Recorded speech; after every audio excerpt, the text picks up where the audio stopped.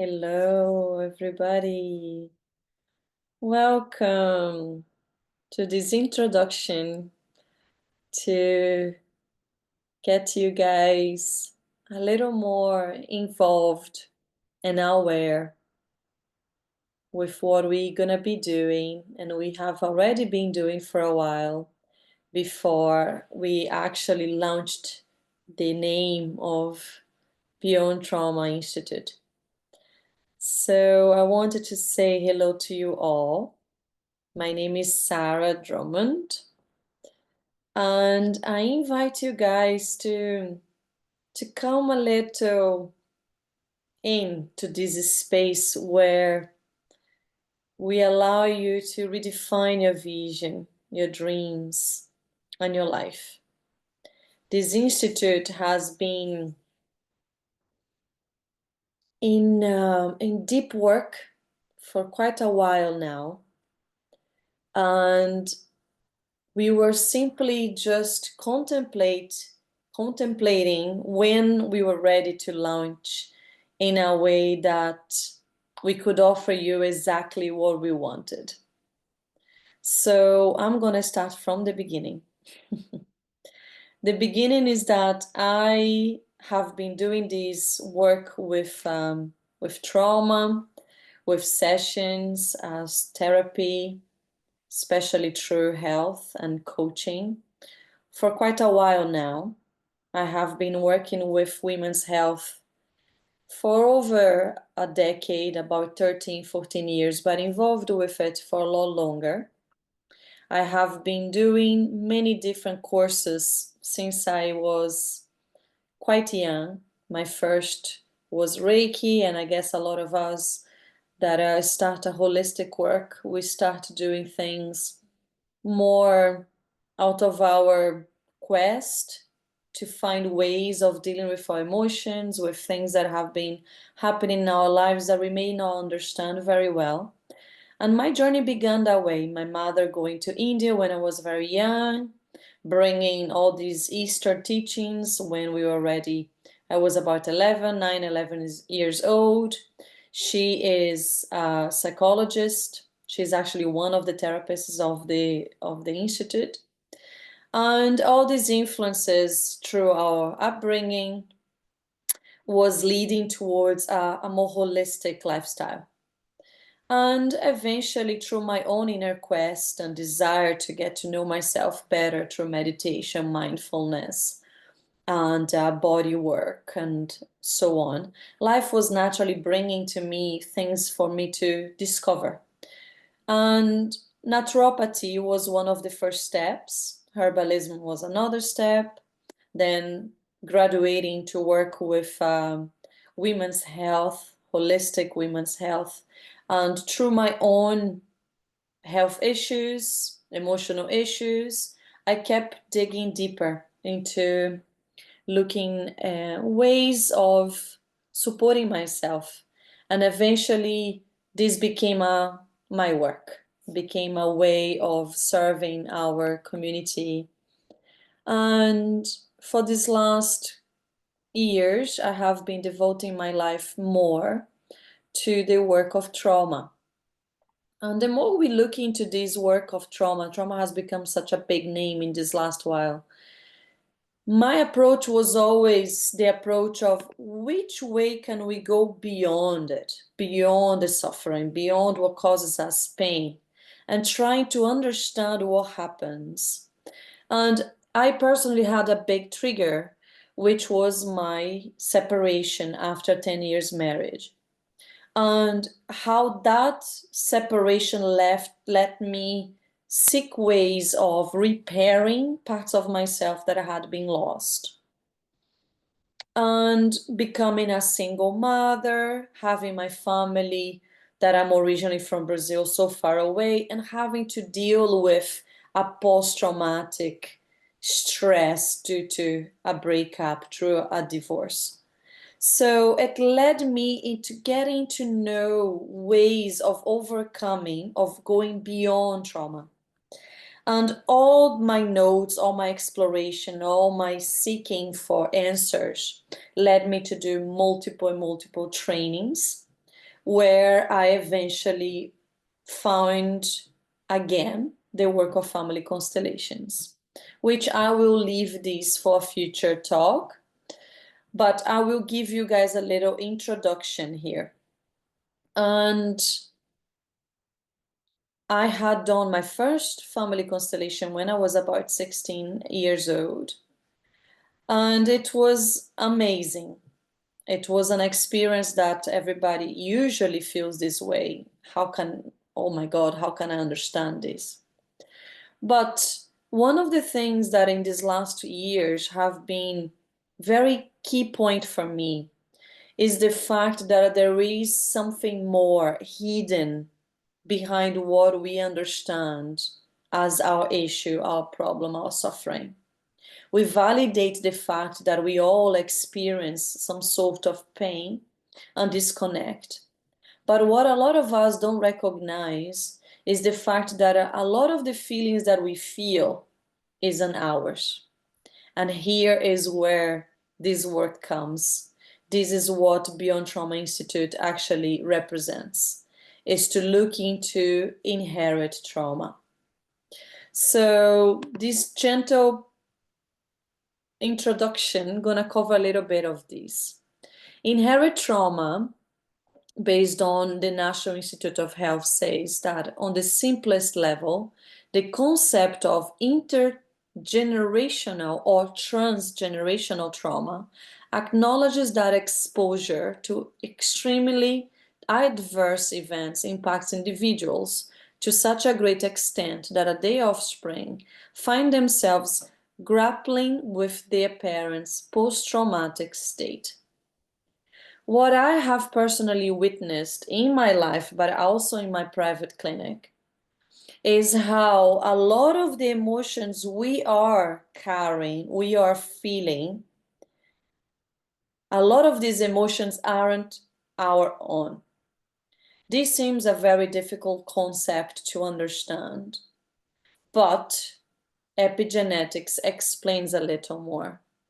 Epigenetic is not just genes that make us. It says that not only the genes make us. A lot of the time we say, I have diabetes, but because so and so in my family had diabetes, it was passed down to me. Okay, what epigenetic actually explains is that there is a potential, but it doesn't necessarily have to be that way. So epigenetics in the term used is the term used to describe inheritance, which is something that is passed down by mechanics other than through the DNA sequence of genes. It can apply to characteristics passed from a cell to its daughter cells in the cell division and to traits of a whole organism. It works through chemical tags added to chromosomes that in effect switches genes on and off. So this is a quote from the British Society of Cell Biology. Whenever we are understanding more the science behind inherent trauma, it gives us a little understanding. For an example, when we are actually doing a family constellation, which is what I am specialized in, we actually understand that there is a neuron sequence, there is a change, a transformation that happens in our neurons that allow us to perceive things differently.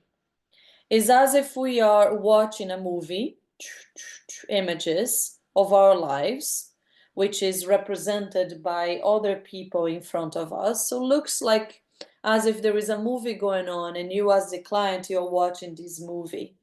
And as this is happening, what starts to happen is we normally have a pre-idea of something, which is interesting because more than 95% of our clients, they come with one question, one idea of what is going on with their lives. Through the family constellation, we have this visual effect that show us what actually is going on in our lives. And a lot of the time it has nothing to do with what we think. So we are creating this new imagery, and this allows our brain to interpret things in a different way. where I'm going to say that more than 95% of my clients, when I ask in the end of a session, how are you feeling? They often say, I feel lighter.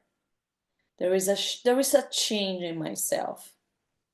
So lives are changed by these practices and these. I'm not going to say that a family constellation is a therapy, but these approaches. There are therapies involved, but this is the approach called family constellation. So looking into here, how parents, trauma leaves biological, how can parents' trauma leaves biological traces in children, adverse experiences that can change the future generations through epigenetic pathways.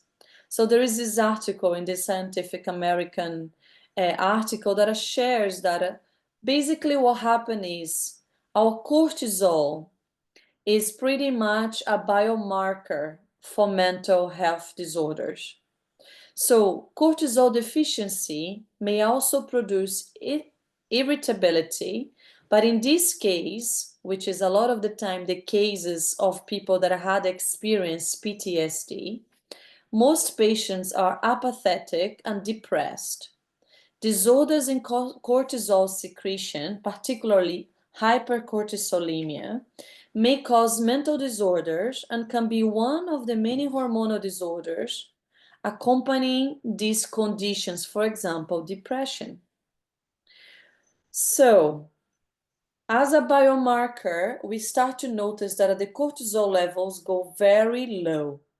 There is this research with mice, and these mice basically were exposed to stress, increased levels of toxic stress, and recurring stress, so chronic stress, eventually developing what we would call PTSD.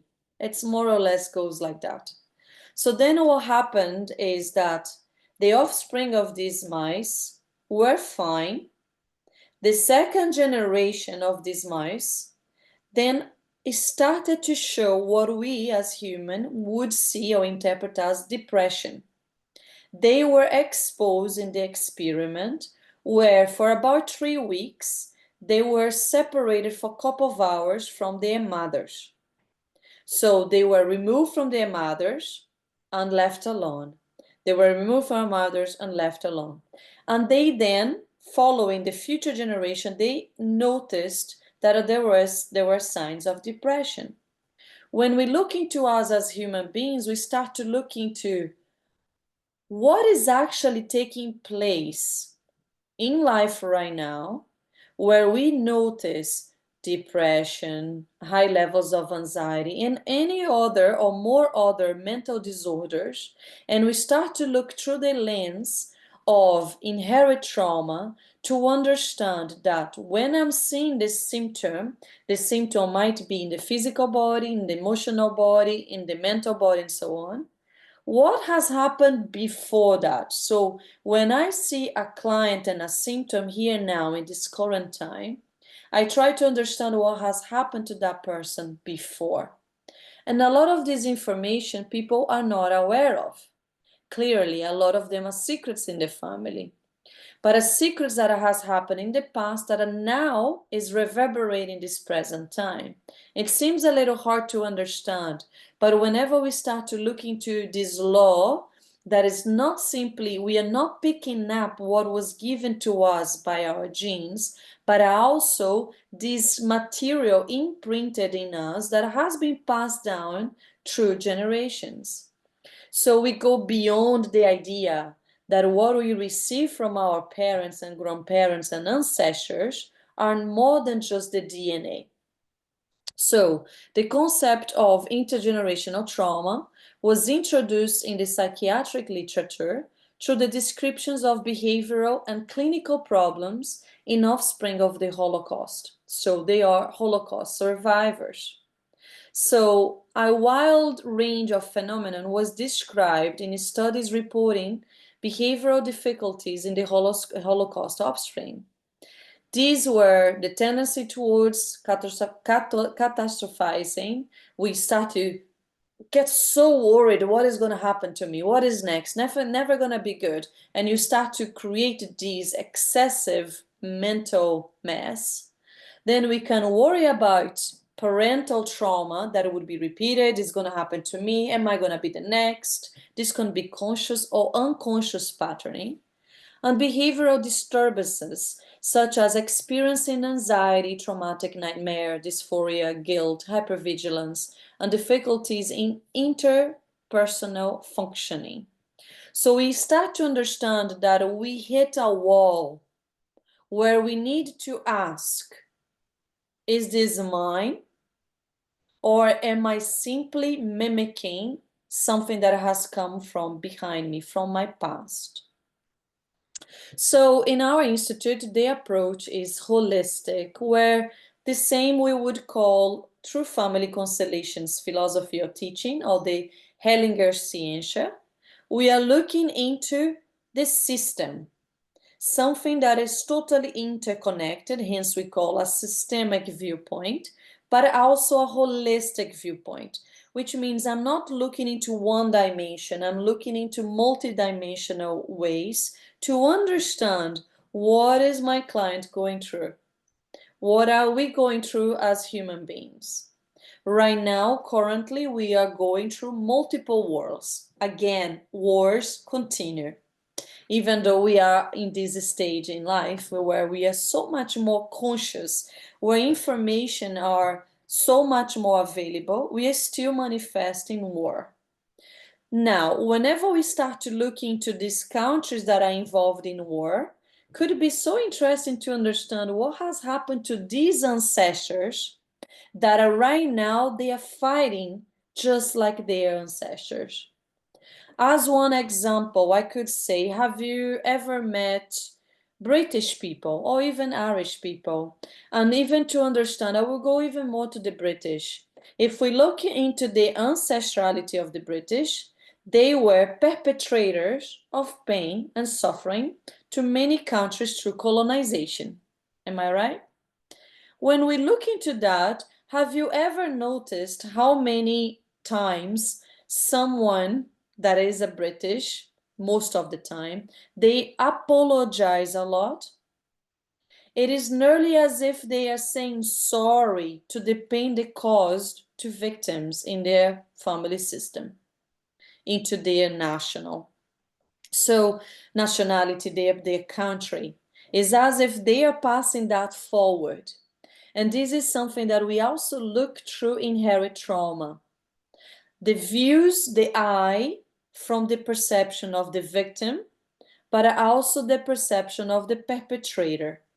When we are looking through trauma, there is no difference between the suffering of who caused pain through trauma, direct, imposed, consciously or not, by being the perpetrator of the issue, and who has received the trauma as the victim of the issue.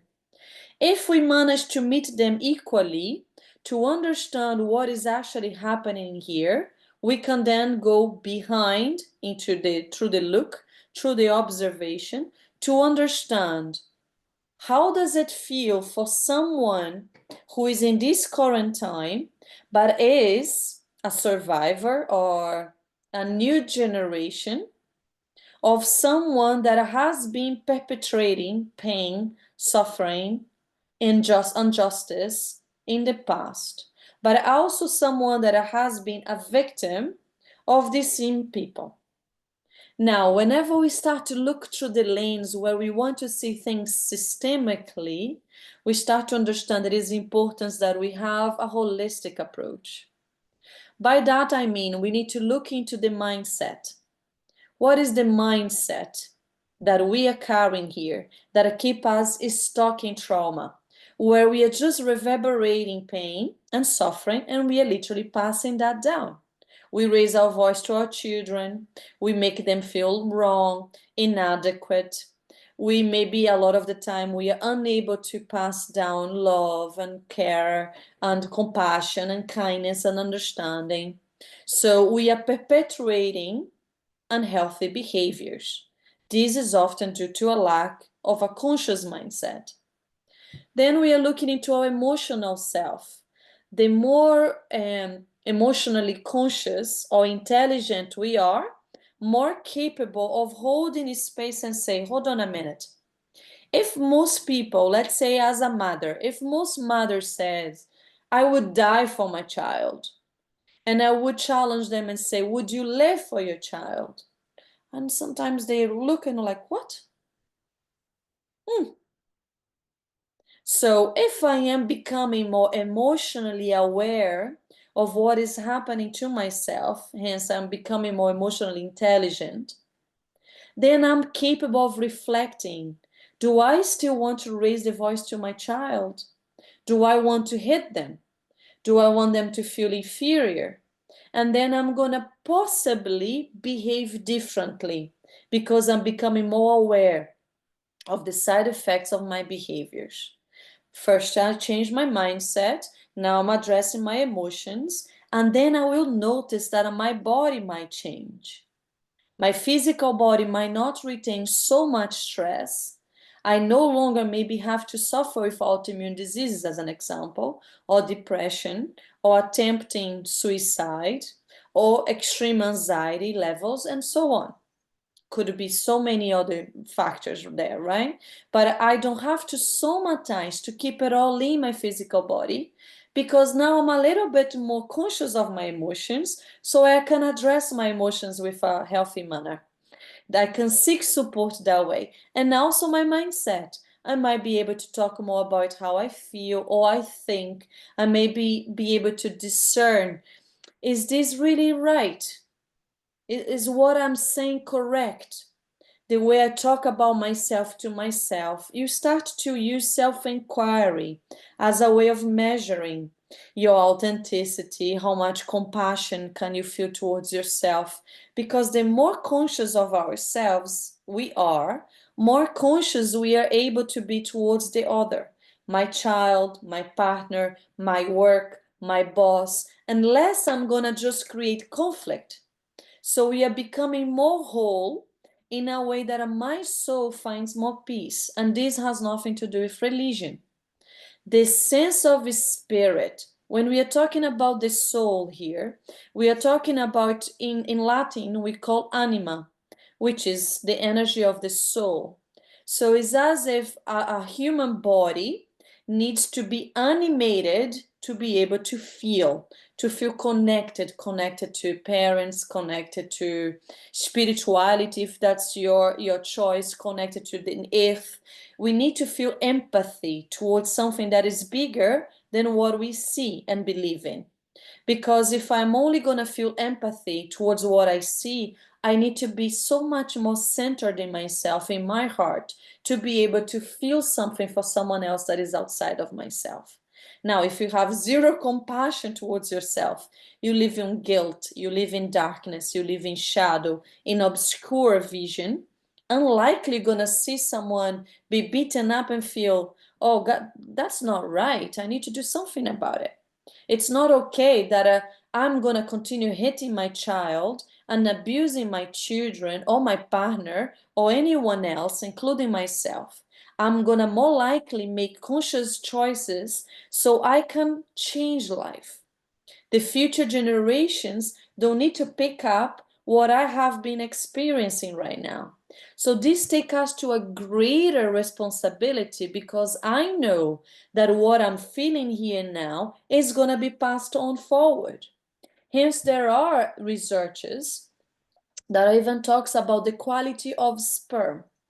Literally, that says how PTSD can be passed down through sperm. So sometimes you might be triggered with your life, experiencing those push and pulls, and not understanding, why am I feeling this way? Why am I so anxious? And then when we start to understand the physical body of these people that came before us, the emotional body, the emotional, the ability of expressing the emotions from the past generation, the people before us, how did they express the emotions? How did they deal with the emotions? And it's not about judging them because they did what they could even handle. We have no idea how much suffering they have to go through in order for us to be here in this present time. How was the mindset of these people? All of this baggage is here becoming who we are, is part of our story. So here's where we come around, we come out to be in service for you. Where in our work through our institute, we are offering services through holistic psychology. And these I have the blessing to have my mother as our psychologist. And we then have family constellations. I have done multiple trainings in family constellations. So my mother has over 30 years experience with holistic psychology, clinical psychology. I have many years now with the work of family constellations, and as a typical person that loves knowledge, I continue my trainings. At the moment, I'm completing my post-graduation in family constellation with the founder, the wife of Bertin Hellinger. I study with the Hellinger School, it's called the Hellinger Schule, in Germany, as well as this university based in Brazil. So I study directly with Sophie Hellinger, and I have been doing that for over 2 years now, receiving direct impulses and teachings from the source of family constellations, other than being specialized in many other work through family constellations, such as relationships, family issues, health, pets. I do even work with pets. This is for another day. And another of money, prosperity, business. And another of my main specialization is called intrauterine memories, which we also going to do another talk about it, where it is literally the talk about epigenetics, how it's passed down through our experience in our mother's womb. Then we have ancestral coaching that receives all the direct input of inherit trauma therapy, but also family constellation teachings and principles. But there is more of an exchange, of a verbal exchange, whereas family constellation is not a verbal approach, doesn't have this verbal approach, and it's not a verbal therapy, let's say. But ancestral coaching, it is. There is more discussion. We use more the cognitive to understand the conflicts, the issues of the client. Then we also have life coaching, where we are giving you more ABCD. This is the path. Not everybody has enough inner work. Not everybody has enough even holistic awareness or self-awareness of this is where I need to do, this is my life purpose, this is what is uncomfortable for me. Why am I procrastinating so much in my life? Why I have so many ideas, but I can't put anything into practice? Why do I still have such a low level of self-esteem? Or I don't even know how to put my ideas together for me to launch my business. There are many approaches that we can take here through life coaching. Then I also work directly with naturopathy and herbalism. Through that, I work with ancestral gynecology, which is my method. I have developed ancestral gynecology for the last 3 years, more or less. I have been working with natural gynae for over a decade now, hence why I started to work with women as a women health coach. But ancestral gynecology bridges the teachings of naturopathy and herbalism for women, as well as the teachings of the ancestors' teachings through natural gynecology, and it incorporates the teachings of family constellation, hence why the method is called ancestral gynecology, which is my specialty directly for women. In that, I offer the services called Womb Whisper. So the Womb Whisper family constellations are specific to look into issues and conflicts that exists within the women world. So as an example, women with endometriosis, women that has been violated to sexual abuse, women that have been betrayed, women that feels rage towards men and don't understand where this rage is coming from, and so on. Everything related to the woman's world is actually called the Womb Whispers constellation. It preserves the constellation exactly as it is. It's totally its method, the way it's being given, but is focused on women's world reality. And then we offer yoga and meditation, because through yoga, we become more conscious of ourselves. Yoga allows ourselves to be conscious of how we breathe, how we think, how we feel. We look into, do we have a predominant negative mind, positive mind? Which way can we actually have a neutral mind, which help us to have a more positive but a more neutral outlook towards life? And we are not so feeling this trigger forward and back. There is always someone else to blame. We are taking more responsibility for our inner world. So it gives this authenticity and presence of self, empowerment of self. So we look into working with yoga and meditation as amazing tools where we address the soul, spiritual tools that help us feel that a trauma can pass through us and we can actually go beyond it. It is not, of course, just what we do, but is one of the services that help us sustaining the healing of trauma. And clearly breath work, because give us this awareness of who we are. Where are we? If I can go back to myself, as we say, there is nothing in this life that we can actually control. We don't have an idea of when we're going to go to the next plane, if you believe that there is another plane. We have no idea of what is going to happen to us next. No control. But we do have control of the choices we make somehow. Not all of them are definite, controlled by us, because we're looking into these traumas and forces that have come before us, but we can control our breath. The quality of my breath can also give me the quality of my life.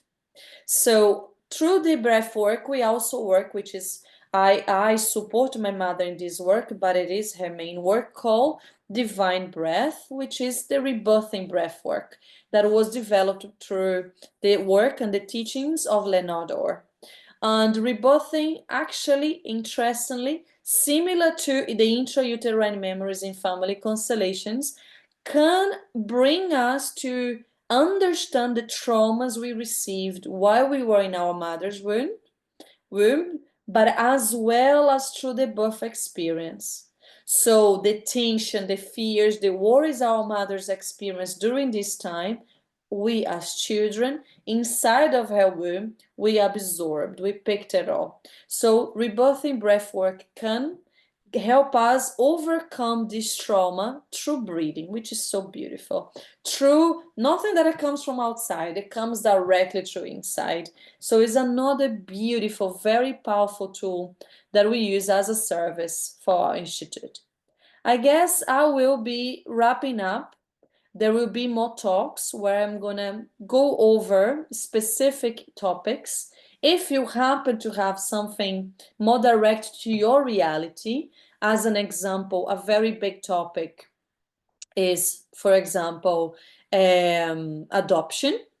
How can we look into adoption, understanding that a lot of the people that have been adopted, they never find peace, or they are always seeking peace because they want to know a little more about their biological parents. Even when there is a lot of rage and anger and lack of understanding of what led parents to leave their children for adoption. So adoption is one big thing: depression, suicide, in general, mental health, but also physical health. So if there, or even relationships, or even prosperity, finances, whatever topic that comes very strongly to you, that you feel that is an issue that you would like me to talk about, or that you would like to find out if we could support you in any way, please send us an email. Reaches us also through Sarah Drummond, underline Beyond Trauma on Instagram. And we're going to be trying to address or support, offer support whatever way we can. And I give to you guys my gratitude for listening to us, to me. And I hope I will be in touch, and I will be soon delivering more support. So for now, I guess that is us. Thank you, and I look forward to the next one. Thank you so much. Bye bye.